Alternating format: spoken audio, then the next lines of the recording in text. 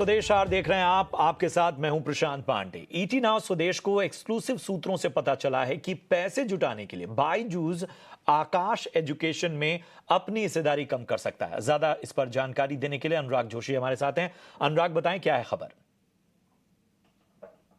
भारत की दिग्गज edtech company Byju's ने अपने टेस्ट प्रिपरेशन वाली सब्सिडरी आकाश एजुकेशन सर्विस में एक निवेशक लाके हिस्सेदारी देने की बातचीत शुरू कर दी है। सूत्रों ने ईटी नाउ स्वदेश को बताया कि बायजूस ने जिसकी 70% कंपनी में हिस्सेदारी है, वह इस हिस्सेदारी का कुछ भाग एक निवेशक या निवेशकों को बेचना चाहता है। अभी ये बातचीत करीब 20% हिस्सेदारी बेचने की तक सीमित है, हमारे सूत्रों ने बताया है। अभी बायजूस ने ये आकाश एजुकेशन में हिस्सेदारी 2021 में जो कंपनी के ओरिजिनल प्रमोटर्स हैं, जो चौधरी फैमिली हैं, जेसी चौधरी, उनसे और ब्लैकस्टोन जो कि एक अमेरिकी प्राइवेट इक्विटी फंड है, उनसे खरीदी थी। ब्लैकस्टोन ने 2019 में आकाश में करीब 38% भागीदारी खरीदी थी और ये अभी घट के 11% हो गई है। और बायजू की हिस्सेदारी 70% है, और जिसमें से वो कुछ हिस्सेदारी एक नए निवेशक को बेचना चाहता है, जो कि ओरिजिनल प्रमोटर्स हैं चौधरी फैमिली। उनकी हिस्सेदारी 19% कंपनी में रह गई है। आकाश 300 से अधिक टेस्ट प्रिपरेशन सेंटर्स चलाता है, जो कि मेडिकल और इंजीनियरिंग के लिए छात्रों को प्रिपेयर करते हैं। शुक्रिया करेंगे अनुराग आपका इस अहम जानकारी के लिए। और इधर सरकार ने स्मॉल सेविंग स्कीम्स की नई दरें जारी कर दी हैं। जुलाई से सितंबर पीरियड के लिए नई दरों का ऐलान हुआ है। ज्यादा जानकारी के साथ प्रकाश प्रियदर्शी हमारे साथ जुड़े हैं। प्रकाश, बताएं नई दरों का स्मॉल सेविंग स्कीम जो छोटी बचत योजना है उस पर ऐलान हुआ है, पूरी डिटेल आपसे चाहेंगे। देखिए, सरकार ने ग्रीन हाइड्रोजन के प्रोडक्शन और इलेक्ट्रोलाइजर्स की मैन्युफैक्चरिंग के लिए जो गाइडलाइंस है वो जारी किया है, ताकि जो इंसेंटिव्स प्लान की घोषणा सरकार ने की है, जो ओवरऑल ग्रीन हाइड्रोजन मिशन है उसके तहत, उसका फ़ायदा कंपनियों को कैसे दिया जाएगा, इससे संबंधित गाइडलाइंस जो है वो एमएनआरई ने जारी किया है। उस गाइडलाइंस के हिसाब से सेकी को इसका इम्प्लीमेंटिंग एजेंसी बनाया गया है, जिसके हिसाब से ग्रीन हाइड्रोजन के प्रोडक्शन पे कंपनियों को 3 साल तक इंसेंटिव्स दिया जाएगा। साथ ही साथ इस प्रोग्राम के तहत करीब 13,050 करोड़ रुपए की जो रकम है वो ओवरऑल इंसेंटिव प्लान है, जो कि ग्रीन हाइड्रोजन के प्रोडक्शन पर कंपनियों को दिया जाएगा।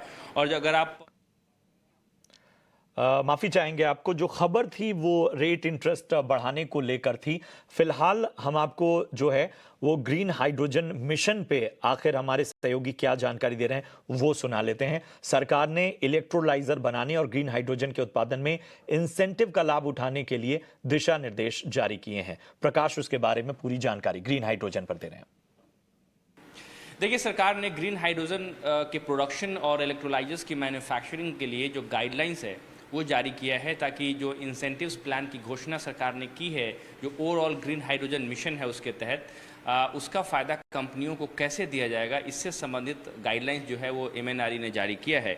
उस गाइडलाइंस के हिसाब से सेकी को इसका इम्प्लीमेंटिंग एजेंसी बनाया गया है, जिसके हिसाब से ग्रीन हाइड्रोजन के प्रोडक्शन पे कंपनियों को 3 साल तक इंसेंटिव्स दिया जाएगा। साथ ही साथ इस प्रोग्राम के तहत करीब 13,050 करोड़ रुपए की जो रकम है वो ओवरऑल इंसेंटिव प्लान है, जो कि ग्रीन हाइड्रोजन के प्रोडक्शन पर कंपनियों को दिया जाएगा। और अगर आप इंसेंटिव्स की रकम देखें तो उसको 50 रुपये प्रति केजी पर कैप किया गया है, यानी कि 3 साल तक अगर इंसेंटिव्स का फ़ायदा मिलेगा तो शुरुआती साल में, यानी कि पहले साल में 50 रुपये प्रति केजी का इंसेंटिव, उसके बाद 40 रुपये पर केजी, और फिर उसके बाद 30 केजी पर केजी के हिसाब से इंसेंटिव का फ़ायदा कंपनियों को दिया जाएगा। साथ ही साथ ट्रांच 1 में ओवरऑल जो सालाना कैपेसिटी रखा गया है ग्रीन हाइड्रोजन के प्रोडक्शन का, वो 4,50,000 मिलियन टन का टारगेट रखा गया है। जो दूसरा एक स्कीम है इलेक्ट्रोलाइजर्स के मैन्युफैक्चरिंग का, उसके लिए करीब जो इंसेंटिव प्लान है वो 4,440 रुपये प्रति किलोवाट के हिसाब से है, और ओवरऑल जो अगर आप देखें तो इंसेंटिव का साइज़ है वो है 4,440 करोड़ रुपए। 5 साल तक कंपनियों को इलेक्ट्रोलाइजर्स की मैन्युफैक्चरिंग पर इंसेंटिव्स का फ़ायदा मिलेगा, और साथ ही साथ जो कंपनियों के सिलेक्शन की प्रक्रिया है वो कॉम्पिटिटिव बिडिंग के हिसाब से किया जाएगा। अगर कंपनियां कमीशनिंग में डिले करती हैं या प्रोजेक्ट पर डिफ़ॉल्ट करती हैं तो पेनाल्टी का भी प्रावधान है, और ऐसी सूरत में उनकी जो बैंक गारंटी है वो जब्त कर ली जाएगी। जैसा कि आपको पता है कि सरकार ने नेशनल ग्रीन हाइड्रोजन मिशन के तहत करीब 20,000 करोड़ रुपए को मंजूरी दी है इंसेंटिव्स के तहत, और उसमें इलेक्ट्रोलाइजर्स की मैन्युफैक्चरिंग और ग्रीन हाइड्रोजन का जो प्रोडक्शन है वो इम्पॉर्टेंट कंपोनेंट है।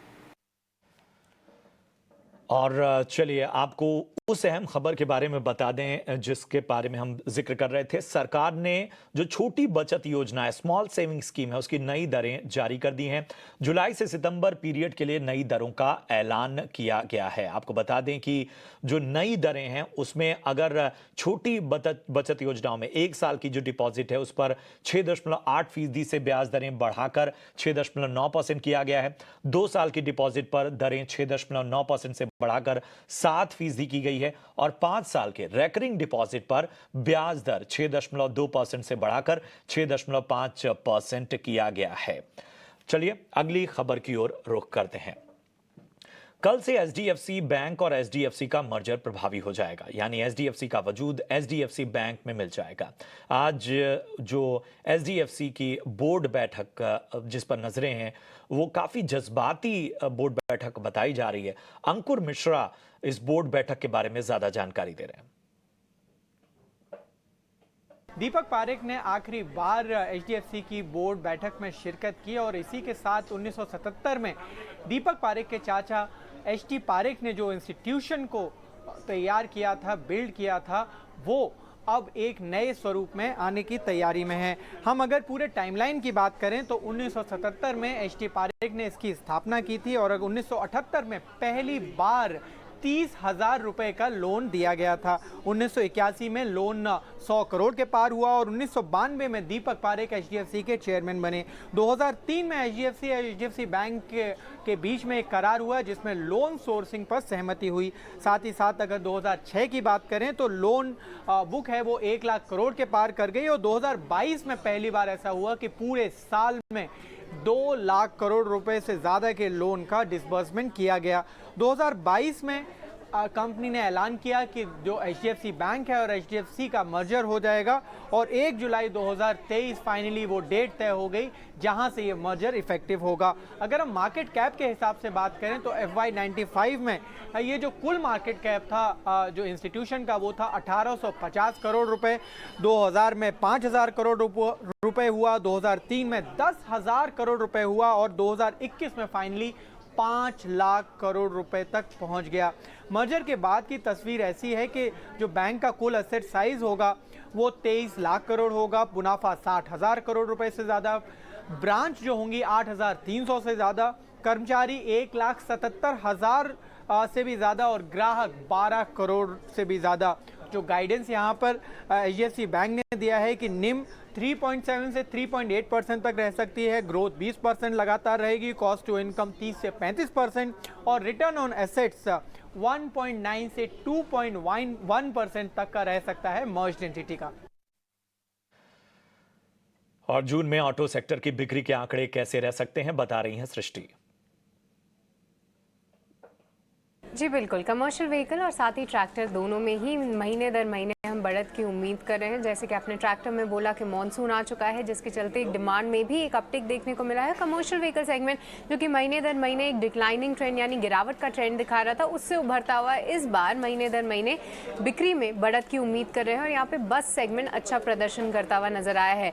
पर एक सेगमेंट जो कि जिस पे आपकी सबसे ज़्यादा नज़र होनी चाहिए वो है 2 व्हीलर स्पेस, जहाँ पे हम मान रहे हैं कि जो डिमांड है वो वापस से ज़रूर आ रही है। साथ ही एक्सपोर्ट जो कि अब तक टीवीएस और बजाज ऑटो के काफ़ी परेशान कर रहे थे, वहाँ पे स्थिति सुधरती हुई नज़र आई है। और आखिरी में पैसेंजर व्हीकल सेगमेंट की बात करें तो वहाँ पे जो पिक्चर है वो इतनी अच्छी नहीं है, क्योंकि इंक्वायरीज थोड़ी सी कम होती नज़र आई हैं। डिस्काउंट्स कंपनी बढ़ा रही हैं क्योंकि डिमांड पे थोड़ा सा असर की वो आशंका कर रही हैं, पर क्योंकि ऑर्डर बुक सभी कंपनीज़ की बहुत ज़्यादा पेंडिंग थी तो वो कम करती हुई कंपनीज नज़र आ रही हैं। तो इसलिए बिक्री के भी आंकड़े और साथ ही रिटेल के आंकड़ों में थोड़ी जंप हमने ज़रूर देखी है। अब कुछ नंबर्स पे नज़र डालें तो मारुति सुजुकी, M&M और Tata motor passenger vehicle segment में यहाँ पे महीने दर महीने हम सिंगल डिजिट डिक्लाइन की उम्मीद कर रहे हैं।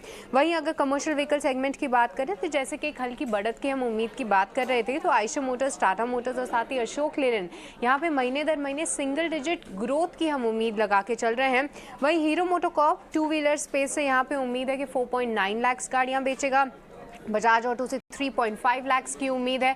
टीवीएस मोटर्स के आंकड़े भी जो है लगभग सपाट रह सकते हैं महीने दर महीने, और ऐसी ही कुछ उम्मीद है आयशर मोटर्स, रॉयल एनफील्ड से। और आखिरी में ट्रैक्टर डिवीजन की बात करें तो यहाँ पे जी हाँ महीने दर महीने 9 से 17% की ग्रोथ की हम उम्मीद कर रहे हैं, जहाँ पे एस्कॉर्ट से हमारी उम्मीद है कि इस बार 10,000 ट्रैक्टर्स बेचती हुई नजर आ सकती है। वहीं महिंद्रा एंड महिंद्रा से 4 गुना इस नंबर के 40,000 के आसपास आंकड़ा आने की उम्मीद है। तो सभी सेगमेंट्स का अलग अलग एक्सपेक्टेशन है, पर कहीं ना कहीं एक पॉजिटिव ट्रेंड ही दिखा रहे हैं ऑटो बिक्री के आंकड़े। और चलिए अब बात करते हैं नियोलिव के एमडी और फाउंडर मोहित जी से। मोहित मल्होत्रा हमारे साथ इस वक्त जुड़े हैं। मोहित, बहुत बहुत स्वागत आपका ईटी नाउ स्वदेश में। और उनके साथ करण भी हैं, उनसे भी हम खास बातचीत आपको अगले सेगमेंट में दिखाएंगे। मोहित, जरा नियोलिव के बिजनेस के बारे में बताइए और इसमें यूनिक कारोबार क्या है उसके बारे में जानकारी दें। अगर आप देखेंगे रियल एस्टेट बिजनेस इंडिया में तो 2 टाइप के प्लेयर्स आपको दिखेंगे। एक फंड मैनेजर्स हैं, फंड मैनेजमेंट बिजनेस एग्जिस्ट करता है जो लार्जली कैपिटल रेज करता है एंड डेवलपर्स के साथ इन्वेस्ट करता है। The other business is development, where there are development companies जो लोगों के लिए घर बनाती हैं और एग्जीक्यूट करती हैं। दोनों बिजनेसेस में अलग अलग चैलेंजेस हैं। डेवलपमेंट कंपनीज के पास इक्विटी नहीं होती है and they struggle to complete the projects on time and they are always struggling for equity for growth. Fund management business rely on developers and sometimes they have because there is no control, it can lead to lot of challenges which we have seen in past. So जब हमने Neoliv conceptualize किया, we said we should do both. We will be the fund management company which will raise capital and invest it on behalf of our investors.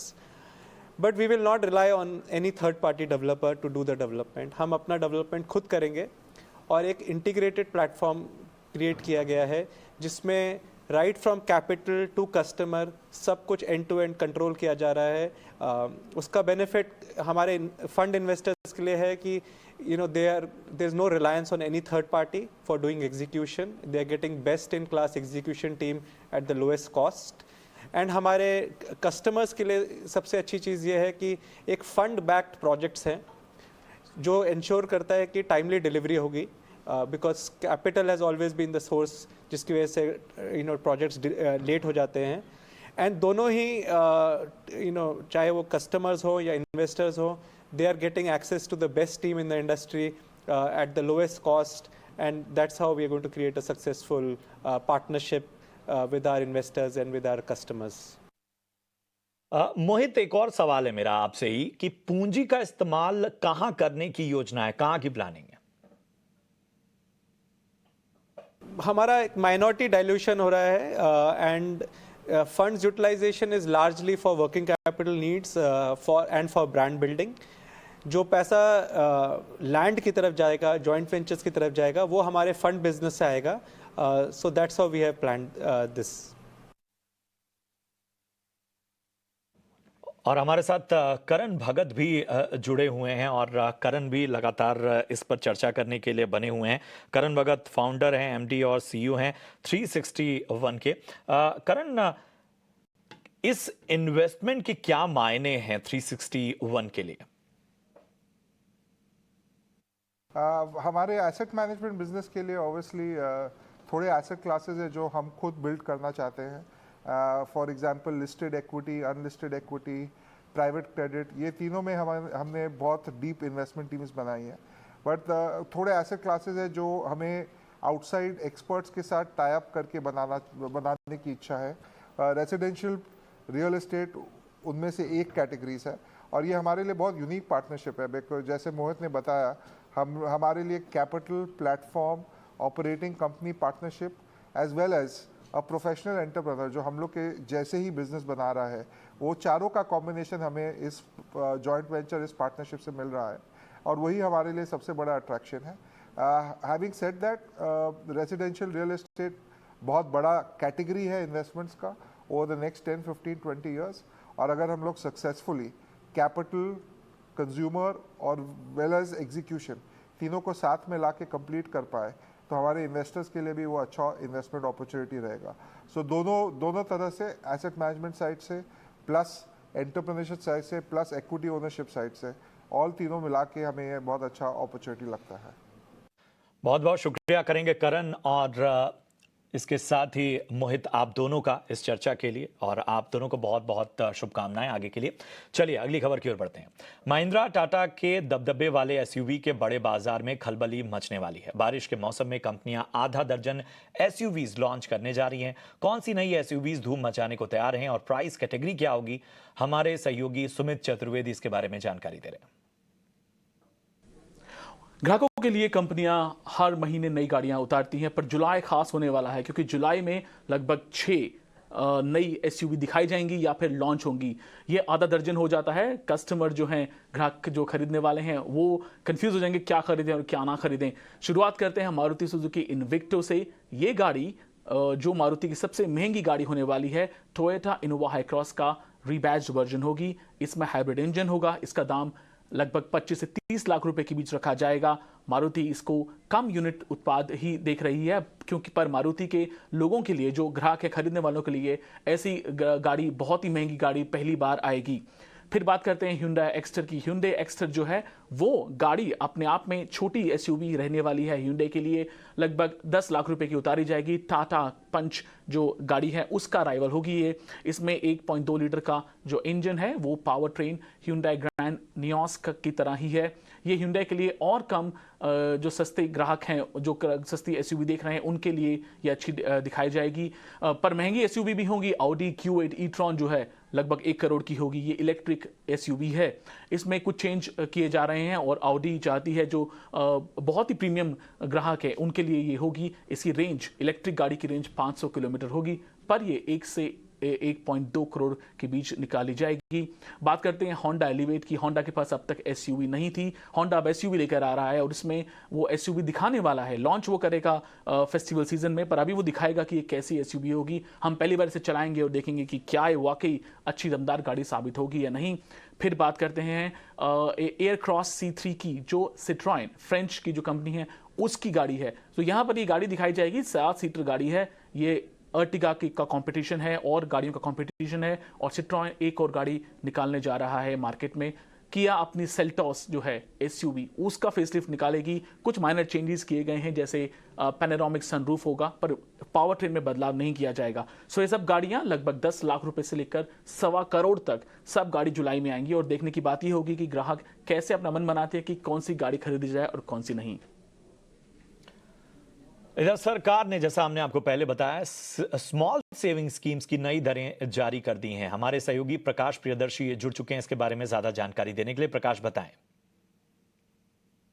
देखिए, वित्त मंत्रालय ने small saving schemes की नई दरों की समीक्षा की है और जुलाई से सितंबर अवधि के लिए नई दरों का ऐलान किया है।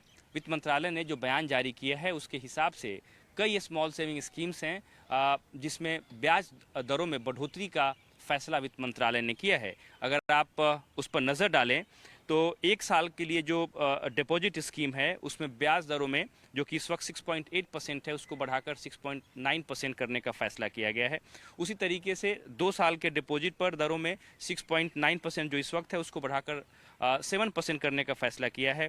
5 साल का जो रिकरिंग डिपॉजिट है उस पर भी ब्याज दरों में बढ़ोतरी करने का फैसला किया गया है। उसको 6.2% से बढ़ाकर 6.5% करने का फैसला किया है वित्त मंत्रालय ने। हालांकि इसके अलावा जो बाकी दूसरी स्मॉल सेविंग स्कीम्स हैं उसमें ब्याज दरों में कोई बढ़ोतरी नहीं हुई है। सेविंग डिपॉजिट पर ब्याज दरें अभी भी 4% है। किसान विकास पत्र पर ब्याज दरें अभी भी 7.5% है, यानी कि पिछले तिमाही में जो दरें थी अगली तिमाही में वही दरें रहेंगी। इसके अलावा सुकन्या समृद्धि अकाउंट ब्याज दरें अभी भी 8% ही है। उसके अलावा सीनियर सिटीजन सेविंग स्कीम्स पर जो ब्याज दरें 8.2% थी वो अभी भी 8.2% ही रहेंगी। तो इस तरीके से जितने भी स्मॉल सेविंग स्कीम्स हैं उसमें 3 तरह के जो स्कीम्स हैं उस पर ब्याज दर में बढ़ोतरी करने का फैसला वित्त मंत्रालय ने किया है। जाहिर तौर पे जो डिपॉजिटर्स हैं उनको इसका फायदा होगा। चलिए बढ़ते हैं आगे। 63 मून्स के साथ करार बढ़ाने के बाद एमसीएक्स में भारी गिरावट आज देखने को मिली है। आखिर इस डील से कंपनी को कितना नुकसान होगा, बता रही हैं पूजा। जी, आज एमसीएक्स का स्टॉक फोकस है और वहां पर भारी गिरावट देखने को मिल रही है और इसके पीछे वजह यह है कि 63 मून्स के साथ जो कंपनी ने डील अपनी अनाउंस की है वहां पर सॉफ्टवेयर करार बढ़ा दिया है, यानी कि 6 महीने के लिए फिर से सॉफ्टवेयर सर्विसेज डील का जो करार है 63 मून्स के साथ एमसीएक्स ने वो बढ़ा दिया। और ये तीसरी बार ऐसा हुआ है जब एमसीएक्स ने मौजूदा सर्विस प्रोवाइडर को ये एक्सटेंशन दिया है। अब इस डील के तहत 125 करोड़ प्रति तिमाही का भुगतान किया जाएगा और मार्च तिमाही में जो 81 करोड़ प्रति तिमाही का भुगतान था उससे ज्यादा यहाँ पर कॉस्ट लागत बढ़ते हुए दिखाई देगी एमसीएक्स की तरफ से। अब इससे असर क्या होगा? FY24 में माना जा रहा है कि कंपनी के जो प्रॉफिट एंड लॉस अकाउंट है उसमें 250 करोड़ का असर देखने को मिल सकता है। 63 मूव्स को कुल 472 करोड़ का भुगतान करने का अनुमान है अगर कुल लागत की बात करें, कुल पेमेंट की। इसके अलावा टीसीएस के द्वारा नए ट्रेडिंग प्लेटफॉर्म को जो बनाने में देरी हो रही है एमसीएक्स के लिए, उसकी वजह से भी ये डील इस डील को एमसीएक्स को करना पड़ा 63 मूव्स के साथ। और नए सॉफ्टवेयर पर जो तय कैपेक्स था कंपनी की तरफ से उससे कहीं ज़्यादा खर्च होने की बात की जा रही है। तो ये जो लागत बढ़ रही है कंपनी की इस डील के कारण, उसके वजह से हम देख रहे हैं कि एमसीएक्स के शेयर में भारी गिरावट है और ब्रोकरेज ने भी इसको इस डील को नेगेटिव बताया है कंपनी के लिए और थम्स डाउन दिया है। अगर इन्वेस्टेक की बात करें तो खरीदारी से घटाकर होल्ड की रेटिंग दे दी है और लक्ष्य भी घटा दिया है। 1780 से घटाकर 1715 का लक्ष्य दिया है और इनका कहना है कि इस करार को करने से कंपनी के खर्च में बढ़ोतरी देखने को मिलेगी। मॉर्गन स्टैनली ने भी यहाँ पर अंडरवेट की अपनी राय बरकरार रखी है और टारगेट प्राइस देख रहे हैं 1125 रुपए प्रति शेयर का। तो इस डील के कारण ये जो अनाउंस हुआ है उसके चलते हम देख रहे हैं कि आज एमसीएक्स के स्टॉक में भारी गिरावट है। इधर प्रधानमंत्री नरेंद्र मोदी दिल्ली यूनिवर्सिटी के शताब्दी समारोह में शामिल हुए। समारोह में शामिल होने पर पीएम मोदी मेट्रो में सफर करके पहुंचे। इस दौरान छात्रों को संबोधित करते हुए उन्होंने कहा कि एक वक्त था जब छात्र किसी संस्थान में एडमिशन से पहले प्लेसमेंट को प्राथमिकता देते थे, लेकिन आज का युवा जिंदगी को इसमें बांधना नहीं चाहता, वो कुछ नया करना चाहता। साथ ही पीएम ने कहा कि अमेरिका में भारत का सम्मान उन्होंने देखा है। इस सम्मान के पीछे हमारे युवाओं का विश्व में पूरा मान और भरोसा बढ़ता हुआ नजर आया है।